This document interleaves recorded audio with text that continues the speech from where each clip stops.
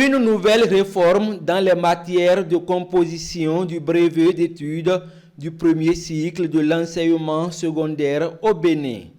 Les candidats à l'examen du BEPC session de juin 2024 composent dans toutes les matières scientifiques comme littéraires, quelle que soit la série modèle court ou modèle long. Depuis 3 ans en arrière, les enfants commençaient par déjà être formés ou en espagnol ou en allemand et en PCT dans les classes de 3e. Il est question désormais aux candidats au BPC de composer d'abord dans toutes les matières, mais cette fois-ci la particularité, c'est qu'ils doivent composer ou en allemand ou en espagnol, selon ce qu'ils ont déjà appris dans la classe. Donc tout le monde composera en PCT et tout le monde choisira de composer en allemand ou en espagnol. Je tiens aussi à souligner qu'il y a la phase orale. Il y a une réforme aussi à ce niveau.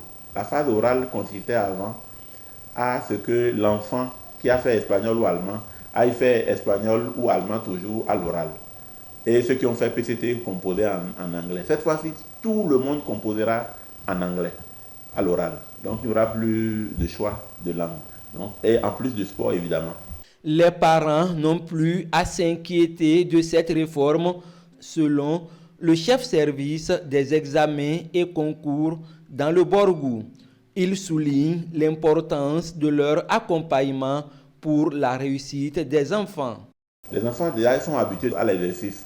Ils ont suivi la formation et ils passent désormais à l'évaluation qui est l'examen. Et ils ont toujours été évalués comme ça en devoir.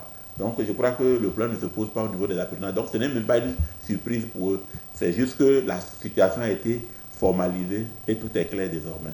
Donc par rapport aux parents, je vais demander aux parents seulement d'employer les enfants et de les amener à bien réviser seulement les leçons.